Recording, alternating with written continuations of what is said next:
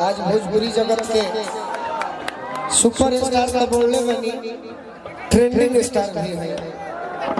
हमारे बड़ भैया है हम खेसारी लाल यादव जी, तरी जोरदार ताली बजा के स्वागत हुआ सब कर दे। आप सब बीच में भोजपुरी सुपरस्टार गायक फिल्म अभिनेता खेसारी लाल यादव आकार हो गया। जोर ताली बजा के सम्मान बढ़ाइए। आप इस सुरपुर शादी उत्सव में उपस्थित हैं, स्वागत अभिनंदन और वंदन है। और हम सब के भाई कश्यप भैया सोनू भैया है, सबका स्वागत अभिनंदन है। हाँ फोटो सेशन हो जाएगा, परेशान मत होइए।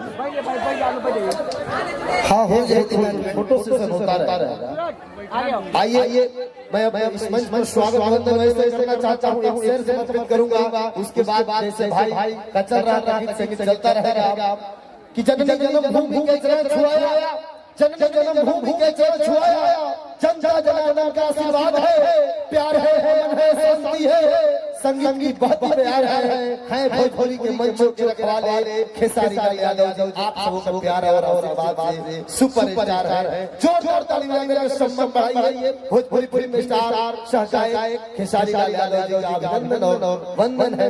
और प्यारे भाई हेलो अभी एक गए भाई गोलू गए, आप गए? अच्छा हाँ एक की फोटो खिंचाऊंगा, उसके बाद सारे किसी को फोटो से नबे मत कीजिए। तो आप लोगों से बारी काल अकेले खाली फोटो खिंचा जाए। ए बड़ा गाल नहीं। हाँ अभी गोलू बाबू से गवाया जाए। बोल रहे भैया कि गोलू से गवावा एगो तू गाना बोलो। हेलो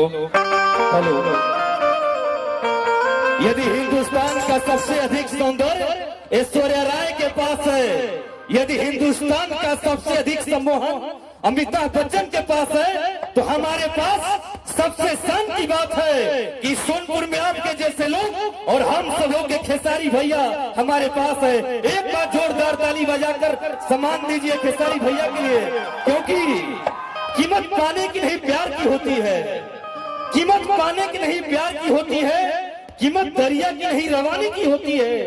दुनिया में तो बहुत लोग आते हैं, लेकिन कीमत उस गीतों की नहीं आपकी जैसी आवाज की होती है। और मैं तमाम आपके फैन यहाँ पे लोग हैं, मैं चाहता हूँ एक बार जोरदार ताली बजाइए। इतनी कमजोर ताली सोनपुर से मैं उम्मीद नहीं रखता हूँ, क्योंकि ख्यालों की जवा लफ्जों की नस्लें कौन समझेगा, ख्यालों की जवा लफ्जों की नस्लें कौन समझेगा, मोहब्बत आप समझते हैं तो गजलें कौन समझेगा।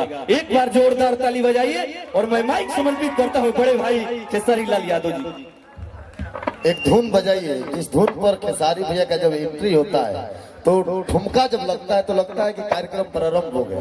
खेसारी लाल भैया का जब एंट्री होता है तो धमाल और कमाल से होता है। तो मैं चाहता हूँ एक धुन बजाइए फास्ट म्यूजिक में, हल्का मत एंट्री का